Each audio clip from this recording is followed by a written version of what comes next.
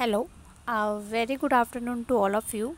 Today we are going to understand a very important topic in geography class 10th, that is sustainable development. As we all know that what is the meaning of sustainable development, but before starting my class I just want to give you a brief information about that. Okay, so समझते हैं sustainable development क्या होता है।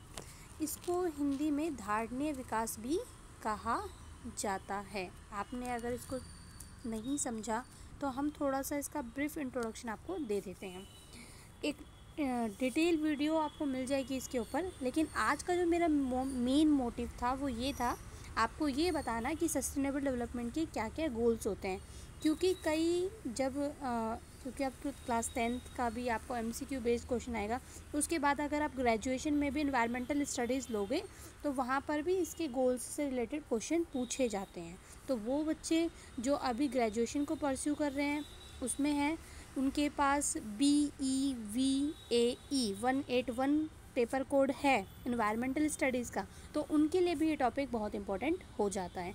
तो इतना important topic मुझे लगा cover करना काफ़ी ज़्यादा ज़रूरी है और इससे बहुत ही इजी चीज़ें हैं। ठीक है, देखो सबसे ज़्यादा ज़रूरी बात है कि जब इंडिया इंडिपेंडेंट हुआ 1947 में, उससे पहले अगर आप जाओगे 18th सेंचुरी में तो वहाँ पर क्या चल रहा था, मॉडर्नाइजेशन चल रहा था कि ज़्यादा से ज़्यादा यूरोपियन कंट्री ने अपने आप को मॉडर्नाइजेशन करने के लिए क्या किया, उन्होंने इंडस्ट्रियल रेवोल्यूशन किया।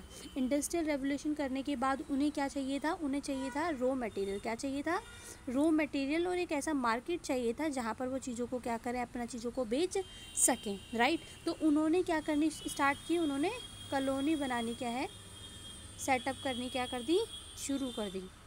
ठीक है, कॉलोनी उन्होंने सेटअप की। कॉलोनी सेटअप करने के बाद उन्होंने क्या किया, वहाँ के जितने भी नेचुरल रिसोर्सेज हैं उन नेचुरल रिसोर्सेज को अपने लिए क्या है, यूज़ करना शुरू किया। ठीक है, उन रिसोर्सेज को यूज़ करने के बाद उन्होंने इंडस्ट्री में उससे रॉ मटेरियल से सामान बनाए और उन्हें अच्छा खासा मार्केट भी मिल गया जहाँ पर वो चीज़ें बेचते थे। तो इन सब से कहीं ना कहीं इन्वायरमेंट को बहुत ज़्यादा नुकसान क्या है होता था।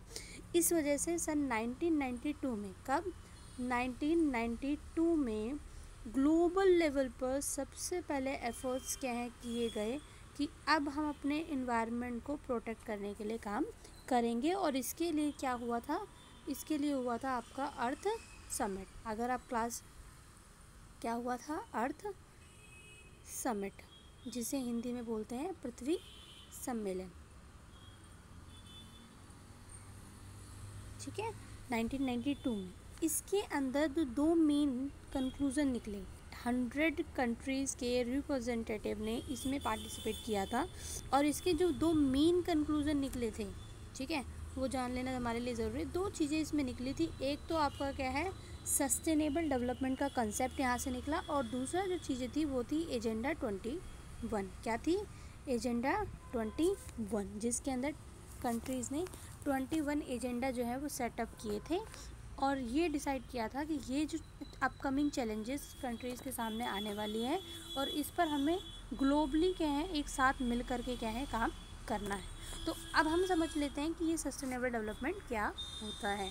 तो सस्टेनेबल डेवलपमेंट बहुत ही एक, आप कह सकते हो, टेक्निक है डेवलपमेंट की, कि हमें क्या करना है, अपना डेवलपमेंट करना है।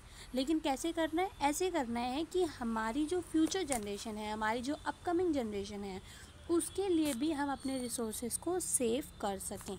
राइट, हम अपने लिए तो यूज़ करें लेकिन इस बात का भी ध्यान रखें कि हमारी जो अपकमिंग जनरेशन है उसके लिए भी हम रिसोर्सेज को बचा पाएँ। बस यही जो टेक्निक है ये हमारी क्या कहलाती है, सस्टेनेबल डेवलपमेंट।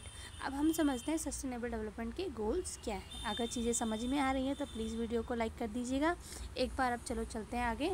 सस्टेनेबल डेवलपमेंट बहुत ही अच्छा कंसेप्ट है। देखो कई लोगों इसमें आप कह सकते हो कि काफ़ी डिस्कशन चलता है कि हमें किस चीज़ पर ज़्यादा फोकस करना चाहिए, क्या डेवलपमेंट पर या इन्वायरमेंट पर। राइट, इस पर आप जितनी डिबेट मतलब होती है तो कंक्लूज़न यही निकल के आता है कि लोग ये कहते हैं कि हमें दोनों चीज़ों को साथ में लेकर चलनी चाहिए। अगर कोई आपका चैरियट्स है, रथ है, उसके दोनों पहिए जो हैं वो ज़रूरी होते हैं। इसी तरीके से अगर आप इसको एक चैरियट कंसिडर करें एक रथ के हैं कंसीडर करें तो रथ के 2 व्हील्स हैं, राइट।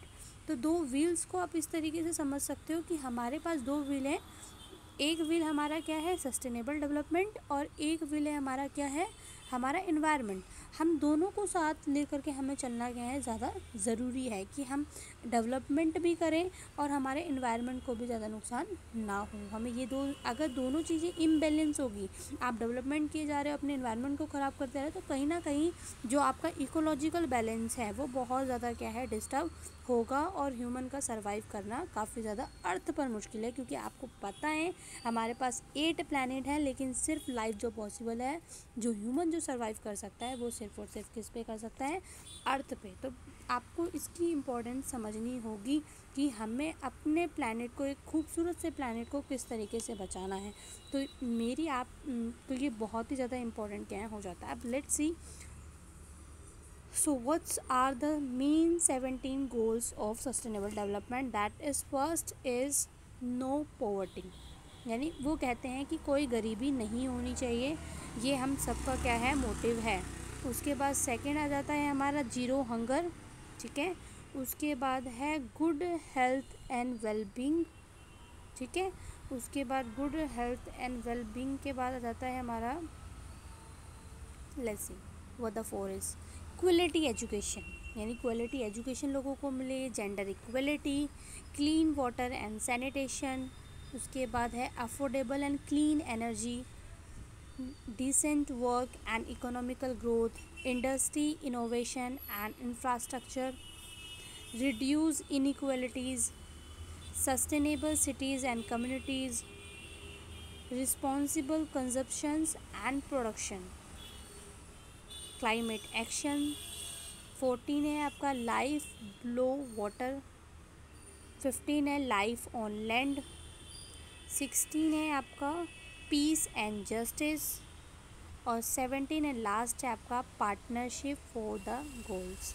क्योंकि आपको पता है ये सारे के सारे goals without partnership, without cooperation, without coordination fulfil कर पाना काफ़ी ज़्यादा मुश्किल है। तो ये 17 गोल्स थे जो कि आपको, इनका आप एसेस लेना चाहें तो ले सकते हैं। ये आपको ध्यान में रखने हैं क्योंकि काफ़ी सारे मल्टीपल चॉइस बेस्ड क्वेश्चन मैंने प्रीवियस ईयर क्वेश्चन पेपर में इससे देखे हैं। तो अगर वीडियो में कुछ भी इंफॉर्मेटिव लगा हो तो please like, share and subscribe my YouTube channel, and I will upload such kind of educational video in my YouTube channel that will really can help you to understand more concept. Okay, thank you so much.